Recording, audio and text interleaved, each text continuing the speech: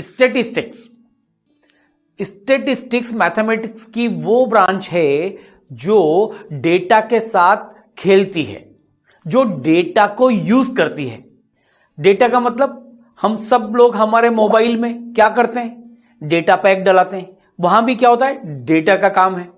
हम गूगल पर कोई भी चीज सर्च करते हैं, वहां भी किसका काम है, डेटा का काम है। तो जो डेटा के साथ जो खेल होता है, इसका जो कलेक्शन होता है, इसका जो रिप्रेजेंटेशन होता है, इसका जो एनालिसिस होता है, दैट इज कॉल्ड स्टैटिस्टिक्स। मान लीजिए ये है मिस्टर आयुष। ओके, अब हम इनसे जानना चाहते हैं कि स्टैटिस्टिक्स का मीनिंग क्या है। तो इन्होंने हमें बताया कि मान लीजिए इनके सामने ये बहुत सारे लोग हैं और ये इनसे डेटा कलेक्ट करना चाहते हैं। क्या करना चाहते हैं, इन सभी लोगों से डेटा कलेक्ट करना चाहते हैं। क्यों करना चाहते हैं, कैसे करना चाहते हैं, तो देखिए, अगर इनको इन सब लोगों का डेटा चाहिए, कोई भी डेटा जो इनको चाहिए, तो क्या करना पड़ेगा, इनको इनसे कम्युनिकेट करना पड़ेगा, बातचीत करनी पड़ेगी। और जब ये बातचीत कर लेंगे तो ये जो लोग हैं ये इनको क्या देंगे, इंफॉर्मेशन देंगे। तो मिस्टर आयुष इन सब लोगों का डेटा कलेक्ट करना चाहते हैं क्योंकि कुछ स्टैटिस्टिकल इंटरप्रिटेशन करना चाहते हैं। तो ये लोग क्या करेंगे, मिस्टर आयुष कह रहे हैं कि पहले मैं इनसे कम्युनिकेट करूंगा और ये सब लोग मुझे फिर एक इंफॉर्मेशन देंगे। अब इन सब लोगों की जो इंफॉर्मेशन आएगी उसका मैं क्या करूंगा, किसी न किसी तरह से तो मैं उसको रिप्रेजेंट करूंगा। तो रिप्रेजेंट ये कैसे भी कर सकते हैं, एक टेबल में सारे डेटा को फीड कर सकते हैं, लिख सकते हैं, या फिर ये ग्राफ बना सकते हैं, बार डायग्राम, पाई डायग्राम, कोई भी तरह का ग्राफिकल मेथड यूज कर सकते हैं, चार्टिंग यूज कर सकते हैं, या और भी जो इनके पास मेथड है। तो इन्होंने कहा कि सेकंड वर्क जो ये डेटा पे करेंगे वो होगा रिप्रेजेंटेशन। अब रिप्रेजेंटेशन के बाद क्या, अरे भाई डेटा भी कलेक्ट कर लिया और उसको रिप्रेजेंट भी कर दिया, क्यों कर रहे हैं हम ये सब। तो इनका कहना है कि डेटा हमने कलेक्ट क्यों किया और उसको रिप्रेजेंट क्यों किया, ताकि हम उसका एनालिसिस कर सकें। तो ये क्या करेंगे, उससे एनालिसिस करेंगे। अब जैसे मान लीजिए क्या एनालिसिस करें, इतने सारे लोगों का इन्होंने जो डेटा लिया, मान लीजिए जानना चाहते हैं कि इनकी हाइट क्या है, मैक्सिमम हाइट क्या है, इनका वेट के बारे में जानना चाहते हैं, हाइट के बारे में जानना चाहते हैं। तो ये सब जो एनालिसिस है, ये एनालिसिस कहलाएगा range, minimum height, maximum height, minimum weight, maximum weight, etcetera etcetera. Okay, तो ये इनके डेटा का एनालिसिस है। अब डेटा का एनालिसिस क्यों करते हैं, अरे भाई डेटा का एनालिसिस इसलिए करते हैं कि उससे हम कुछ इंटरप्रिटेशन क्रिएट कर सकें, इंटरप्रेट कर सकें उस डेटा को। तो इंटरप्रेट करने के लिए मतलब उसका हम एनालिसिस करने के बाद उससे कुछ रिजल्टेंट तो निकालें, कंक्लूजन तो निकालें, इंटरप्रिटेशन तो निकालें। तो कुल मिलाकर स्टैटिस्टिक्स क्या है, हम कह सकते हैं कि statistics is a branch of the mathematics that deals with the किससे, पहली चीज कलेक्शन ऑफ द डेटा, दूसरी चीज रिप्रेजेंटेशन ऑफ द डेटा, तीसरी चीज analysis of the data, and finally उन सबको मिलाकर इंटरप्रिटेशन ऑफ द डेटा। कुल मिलाकर स्टैटिस्टिक्स क्या है, डेटा का खेल है।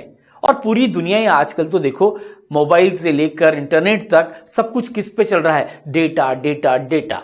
तो डेटा पर चल रहे हैं और इस डेटा का कलेक्शन, रिप्रेजेंटेशन, एनालिसिस और इंटरप्रिटेशन क्या कहलाता है, स्टैटिस्टिक्स कहलाती है।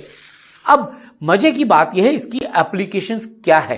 देखो भाई, इतनी एप्लीकेशंस हैं कि हम उनके बारे में जितना भी पढ़ेंगे समझेंगे उतना ही कम पड़ेगा। लेकिन हम कुछ मेजर एप्लीकेशंस ले लेते हैं, जैसे वेदर फोरकास्टिंग, कब गर्मी पड़ेगी, कब बारिश आएगी, कब सर्दी पड़ेगी, कितना टेम्परेचर जाएगा, कितनी ह्यूमिडिटी होगी, क्या होगा, सारी वेदर की फोरकास्टिंग। उसी के हिसाब से तो नॉर्मली प्लान्स बनते हैं। एक और जो स्टैटिस्टिक्स का कमाल है वो है एनालाइज पर कैपिटल इनकम।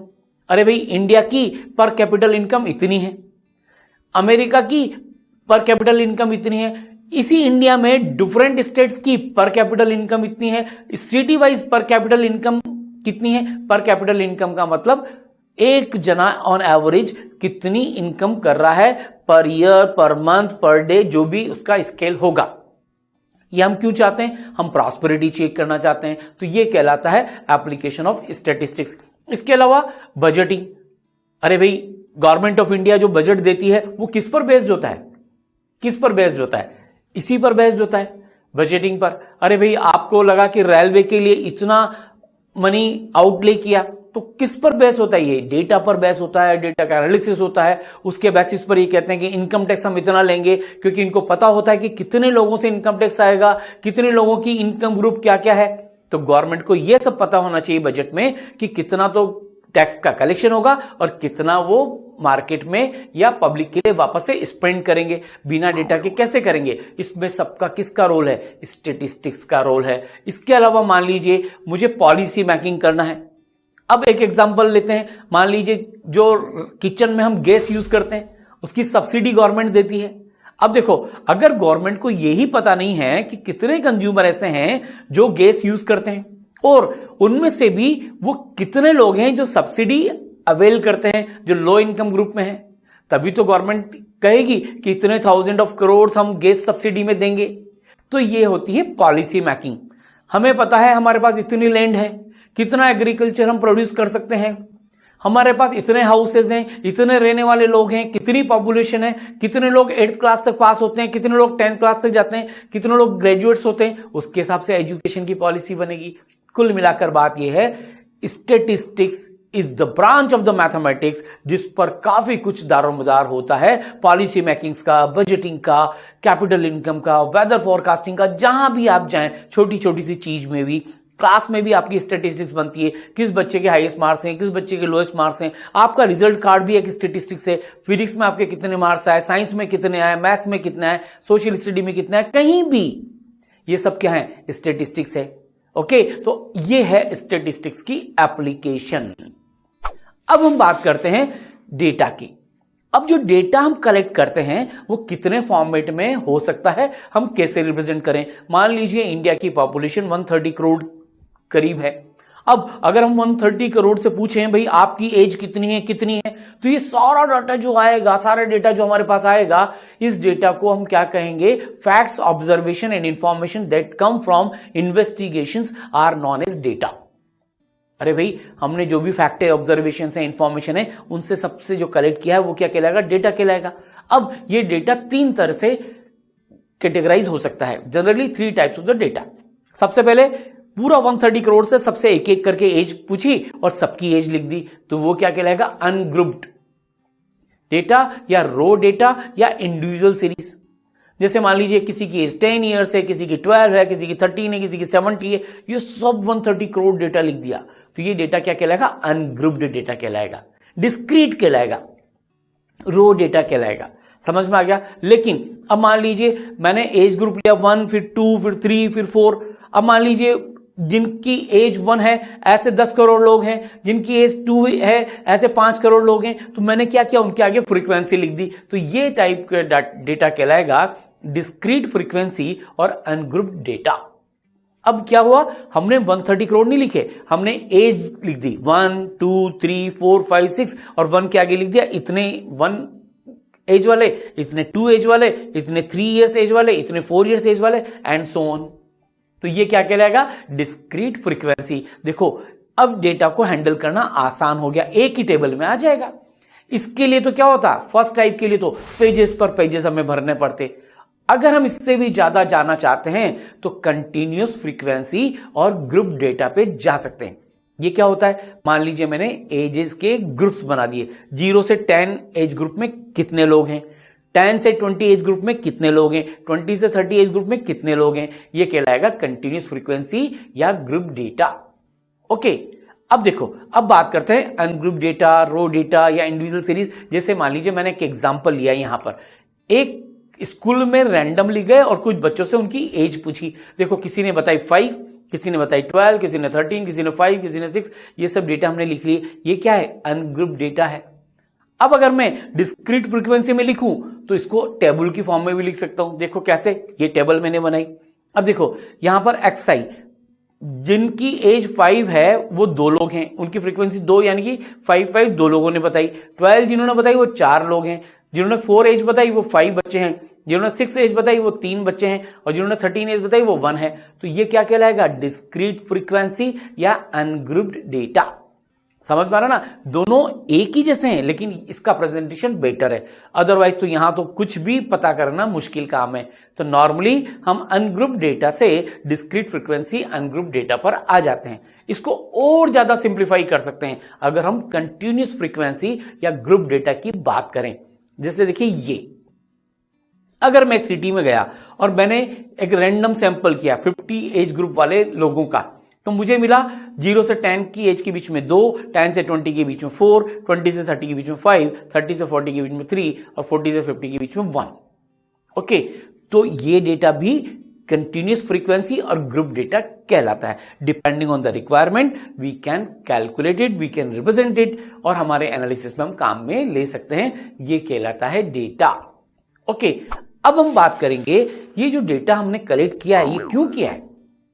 मान लीजिए एक क्लास में मैं घुसा, सब बच्चों की मैंने हाइट्स कैलकुलेट कर ली।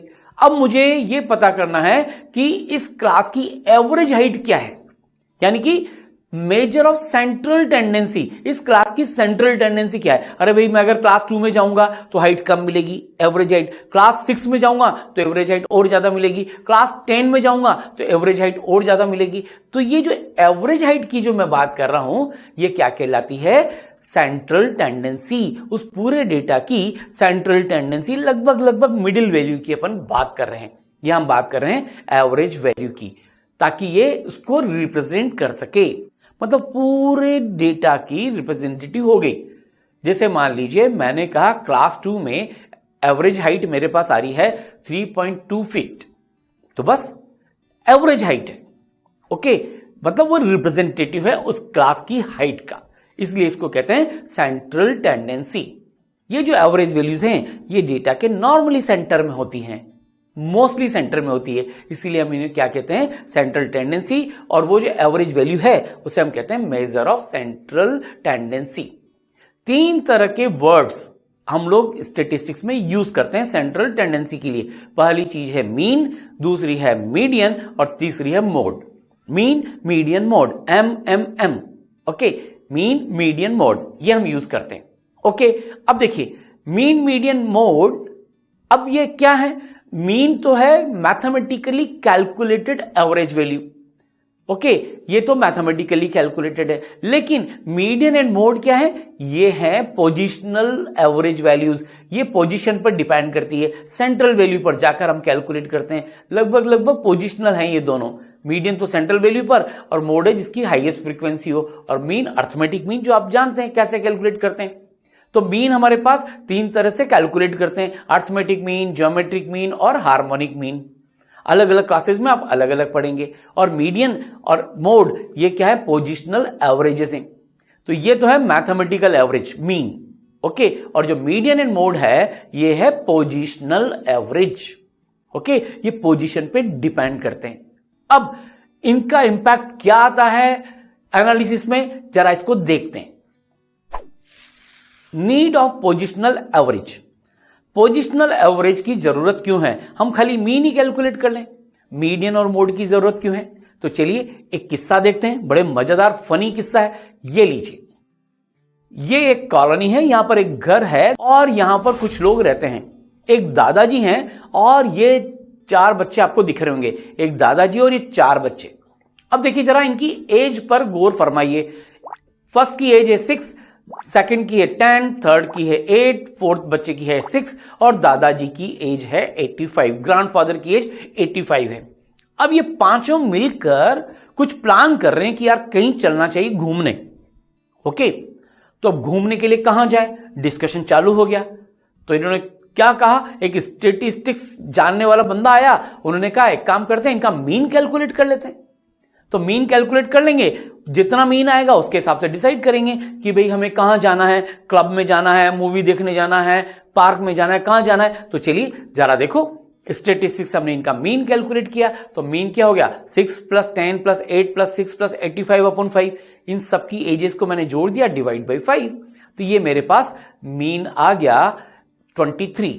अब देखना, अब कैसी इंफॉर्मेशन आई, मीन तो आ गया 23, इससे तो ऐसा लग रहा है कि ये तो यूथ है, यंग है।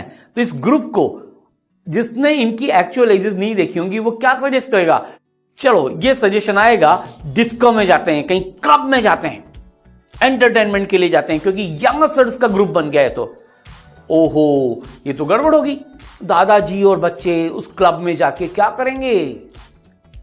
तो इसलिए कई बार हमें मैथमेटिकल एवरेज की जगह पोजिशनल एवरेज की जरूरत पड़ती है। और पोजिशनल एवरेज क्या होता है? जैसे मैं एक एग्जांपल लूं, मीडियन। क्या जरूरत है पोजिशनल एवरेज की? अभी हो गया था ना कबाड़ा, दादाजी और बच्चे वहां पहुंच जाते क्लब में, गाना सुन रहे होते, डिस्को कर रहे होते। अब देखो मीडियन में क्या होता है, ये हमने असेंडिंग ऑर्डर में सबकी एजेस लिख दी। अब इन सब वैल्यूज में से जो सेंट्रल वैल्यू है, जो कि मुझे अभी 8 दिख रही है, ये लो, ये कहलाती है इसकी मीडियन, पोजिशनल एवरेज। अब देखो, अब आप जजमेंट ले सकते हो कि अगर एज ग्रुप एवरेज कितना है 8, यानी कि ये लोग छोटे लोग हैं, इन्हें कहां जाना चाहिए? पार्क में जाना चाहिए। अब देखो ये सब लोग पार्क में पहुंच गए, अब कितना आनंद हो गया, कितना मजा आ गया, बच्चे भी खुश हैं, ये आराम से यहां खेल सकते हैं, दादाजी भी खुश है, ये यहां पे टहल रहे हैं, कितना मजा हो गया। तो देखो पोजिशनल एवरेज का ये जरूरत पड़ती है। डेटा इंटरप्रिटेशन में मैथमेटिकल मीन या एवरेज कई बार गलत इंटरप्रिटेशन दे देता है, इसलिए हमें उसके साथ साथ पोजिशनल एवरेज की भी जरूरत पड़ती है। जैसा आपने देखा, अब ये दादाजी और बच्चे खुश हैं क्योंकि ये प्रॉपर जगह पर एक पार्क में आ गए हैं। ओके।